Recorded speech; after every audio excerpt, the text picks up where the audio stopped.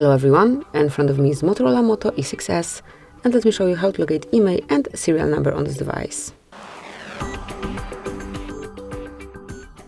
So at first, open your phone dialer, go to keypad, and enter a secret code, which is *# 06 £.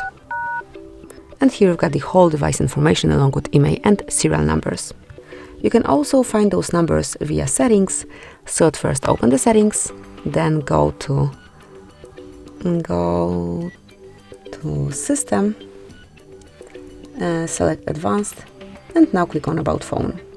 And here you will be able to read both of your IMEI numbers, and if you'll tap on Model and Hardware, you can read your serial number as well. So that's it, that will be all. Thank you for watching. Please subscribe our channel and leave the thumbs up.